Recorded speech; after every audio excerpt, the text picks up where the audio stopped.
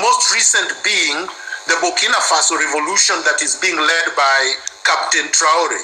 The youth is the bulwark of that movement that would eventually transform this system that I'm talking about. What's your view of the opposition? And Rigathi Gachagua and Mother Karua are in the United States of America. And how is this going to impact local politics here? You see, I have been very consistent, Ayub, and I was consistent before. I think you are much younger than me, so you would not have been around. In 1987, when I became politically active, I always believed that Kenya is a defective state, structurally defective, institutionally defective, culturally defective, that the neo-colonial state needs to be restructured by first being overhauled, then being transformed. And when you do that, you would get rid of all the legacies, the colonial legacies on which this faulty foundation was built. So when you see the police abusing citizens, that's exactly what they were supposed to do when this colonial experiment was established. They were not, the state was not created, the Kenyan state was not created to respect and treat Kenyans with dignity. It was created to extract raw resources from Kenya, to be able to exploit the labor, and to be able to treat Kenyans as slaves. That's why the state was created. And we've never been able to transform that state. My idea is that we need to do that. We need to overhaul the existing rotten structure before we can transform it. And William Ruto cannot do that. And any of these characters you are mentioning cannot do that. I was at the university with Rigathi Gachagua in 1987, even though he was ahead of me. I believe he was ahead of me 2 years. Rigathi Gachagua does not represent transformation, can never transform anything. Rigathi Gachagua is William Ruto, basically, because he supported Daniel Arap Moi's one-party state. Okay? He supported it in 1987 when many of us were campaigning against it. He supported that throughout his life, and he's still supporting that.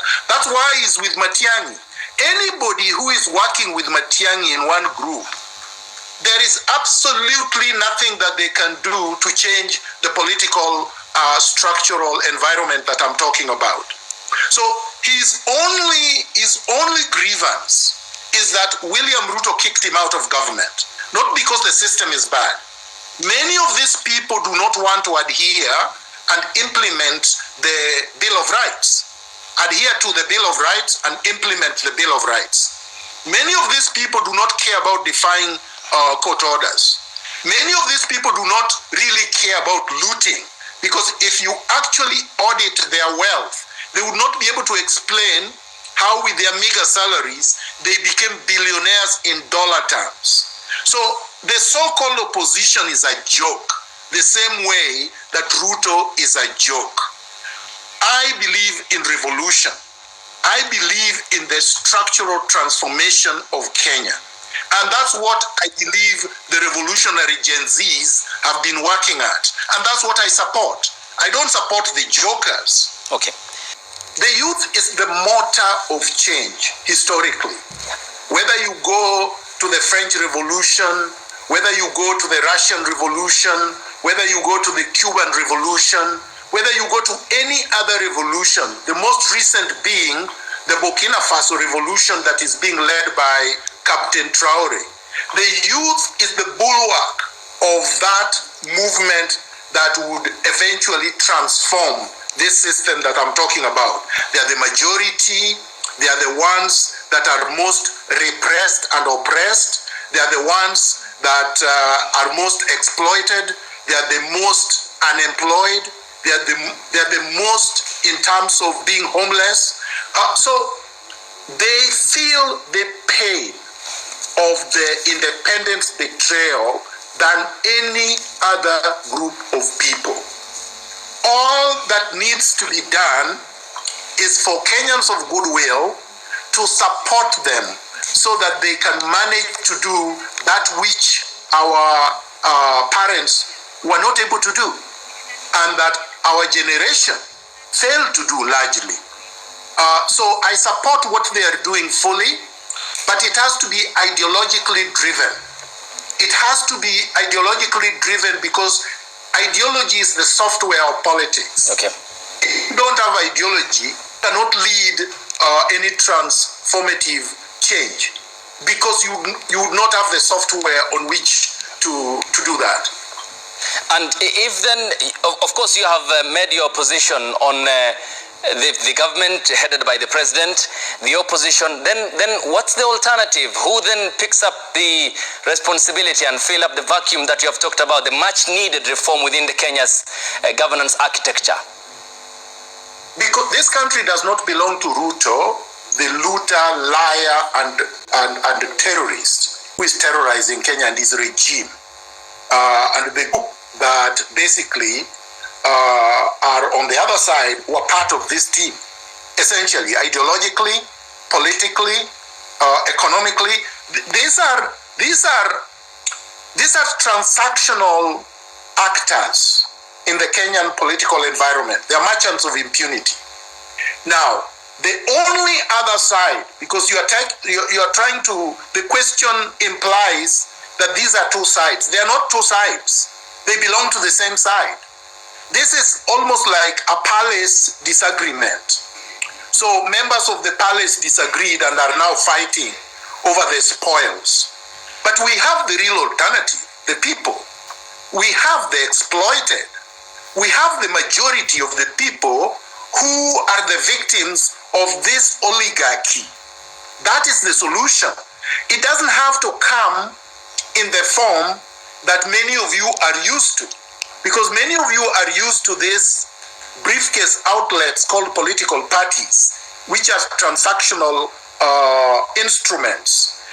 Those are the ones that you see as alternatives. When Che Guevara and Fidel Castro led the Cuban Revolution in 1959, many people talked just like you. They said, oh, which is the group that is going to replace Batista? They didn't realize that these students that were considered radical and very extreme wanted to overhaul the entire oligarchical system so that they can bring a new thing. That is what the youth in Kenya, that's why they call themselves tribeless, organic, and they are also saying leaderless. Okay. Leaderless because if they were to announce who their leaders were or are, the state, this transactional state, will either kill those leaders or they will bribe them. Okay. That is why they crafted Raila Odinga to come forward, the conman, so that he can pretend that he's going to lead a dialogue or some kind of choreographed nonsense for purposes of usurping the power of the people.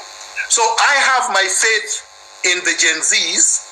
I have my faith in the movement that is ongoing, and in the fullness of time, that movement will produce organically its leader. Okay. When the Burkina Faso revolution happened, we didn't know Traore. He just came after the revolution. So revolutions will produce their leaders organically. All right. What do you make of the former Chief Justice David Kenani Maraga, who has been critical of the government, calling for good reforms, the principle of constitutionalism? What's your view on him? He's a good candidate. He represents a break from the past. He's definitely, he's not one of the oligarchs. But to the extent that he has not unveiled his manifesto, I have not spoken with him, I cannot say anything beyond that. But I have to say, he definitely opposed the violations of human rights that occurred in 2018 and 2022, including the ones that occurred against me. He opposed the culture of impunity that was becoming and became systemic, institutionalized, and weaponized by Uhuru Kenyatta and now William Ruto. So that's a positive candidate. That's not a candidate I will be able to say does not represent something positive. Martha Karua? Cannot be a choice. I told you that Martha Karua was involved in the atrocities of 2018, 2007, 2009, and really does not represent anything. Right now, Martha Karua is working with Matiang'i. So how can she represent anything? And in fact, Martha Karua abused power when she was Minister of Justice. Martha Karua abused power even in her personal relationship with GBM Kariuki, who was the former judge. I don't think Martha Karua represents anything better than Matiang'i or William Ruto, as far as I'm concerned. Senior Counsel Kalonzo Musyoka? The same group. Eugene Wamalwa? The same group. George Natembeya? Worse than Martha Karua. Did you see how he abused power when he was the county commissioner? I mean, this is rogue. This is as rogue as Murkomen. This is as rogue as Farouk Kibet. And Miguna Miguna? Miguna Miguna is speaking with you, and the Kenyans will judge. I may actually throw my hat in the ring. All right.